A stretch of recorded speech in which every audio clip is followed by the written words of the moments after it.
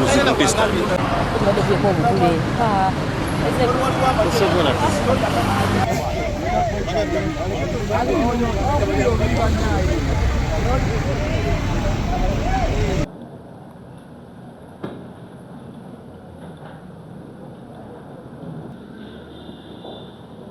Both the applicant, Your Honor, the applicant is in court.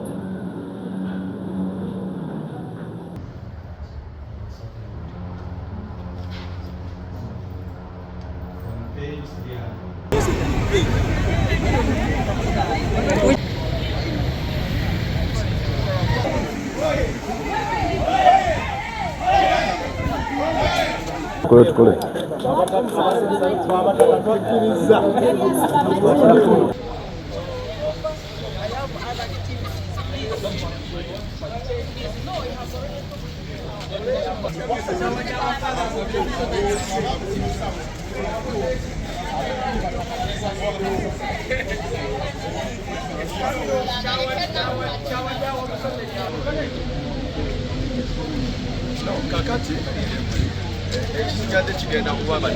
Omulamuzi awadde ensala ye ey'omunguuba bwenjo giyita kubanga alina DRF era agambye bw'agatta talaba we bikwataganira.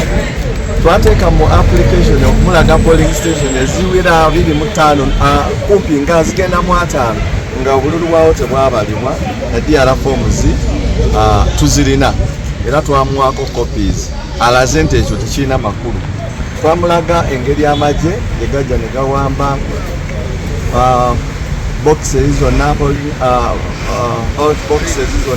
ne bazitwala polling station ezisukka mu 6 bazitiikingirawo ekasenyi. Agambye nti ebyo tebikola makulu byetaaga mu application petition. So n'alaga nti no application yaffe tetwagireeta mu good cause. Ffe ng'abantu baffe baatulugunyizibwa n'abaana ne bakubwa amasasi era ne tubimulaga nti no twagala bwenkanya naye tubadde era tubalaga nga pulezidenti waffe bwatugamba tuzze okubalaga buli kimu step by step. Omulamuzi alaze ng'ali mu kutya kuba byonna byayogedde biri contrary ku ebyo bye tubadde twawana kuba amagye gabadde mangi wano kiragira ddala nti omulamuzi n'ensala we agikoze ndowooza ku under duress. So n'olwekyo nga bannabusiro musigaze omukisa gumu kubanga mugenda kuyimuka okubanja si buwanguzi bwa Matovu. Kyenyamiza kikaabya naddala ffe abaagala enfuga ey'amateeka mu ggwanga. Ekitwera mu kooti nga naddala nga tuwolereza abantu nga bano be tulowooza nti actually baawangula naye ne banyagibwako obuwanguzi kulaga nsi tinaffe balooya gye tulaga oluusi olumu osangayo ki okwekubira okwenjawulo. Abakidde wano mulabye deployment nze no kooti almost buli lunaku mbawo n'omusango naye no deployment sigirabangako wano y'abasirikale abayitirivu bwe bati oyinza okugamba oba anyajja wano. So naye omulamuzi ababadde mu kooti mulabye agambye bye twamulaga byonna police station 67 tezaabalibwa. Tally sheets teri in line with what was supposed to be presented. Tetugenda okukola agambye tetwalaze good cause naye ate mu nsoma yennyini azenga alaga bye twayogera n'alaga wano buli bwali bwe buti bamuwa 00 Matovu Charles mu constituency naye n'azibiriza amaaso n'agamba atabirabye. Naye amateeka gatuwa plan B kyekirungi kyago. Obudde bwe tulina emikisa ebiri oba mu mitendera gy'amateeka ogusooka kugenda mu high court teekayo revision oba okulinda bagazeetinge gwe tulowooza nti yawangula bamugazeetinge nga MP wa Busiro then tugende mu high court tukole election petition because oyina balina kukola ki tulina genda mu kooti ng'amaze omugazeetinga tulage kooti mu emivuyo gyali mu kulonda okwo tulage kooti obulyaz'amaanyi obwali omwo tulage kooti nti actually oyo ne 10% y'abalonzi mu Busiro teyabaweza.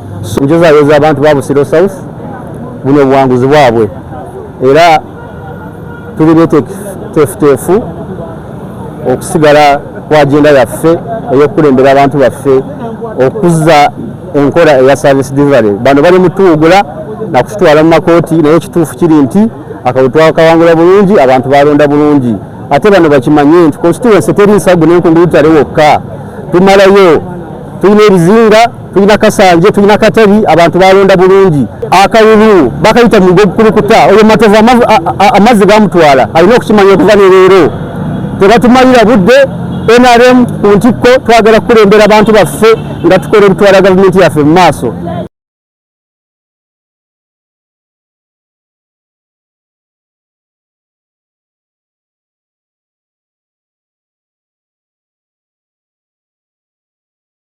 As such, I do find the application and the affidavit in support themselves are full of falsehoods fabricated by the applicant, as they do not even reflect the annexures he has attached. The applicant further said that 25 polling stations had 0 results recorded. He referred court to annexures F1 and F2. When I perused annexures F1 and F2, I found numerical figures captured there and not 0 results as stated by the applicant. He had further stated that there are 67 polling stations with inflated results. That was not substantiated as how they come to be called inflated results. He also stated that his polling agents were not allowed to access the declaration forms. So at this stage, I wonder the source of his declaration forms, since his agents were not allowed to access them. I do not find this also a ground for a recount. Failure to access declaration forms is a ground in a petition and not a recount. He also stated that the army interfered with the electoral process when it stopped the vote counting. I also found this army intervention not a ground for a recount, but an election petition. So in my finding is that the applicant has not clearly shown the actual numerical questions to be untangled by this court. The application and the affidavit in support are full of false figures which are not contained in his own annexures.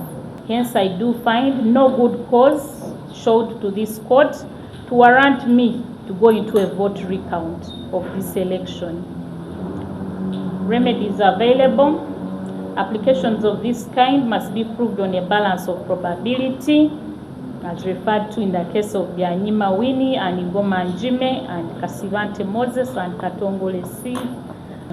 So this application stands dismissed, with costs payable by the applicant to the first and second respondent, inclusive of the security for costs that was earlier deposited. I so order.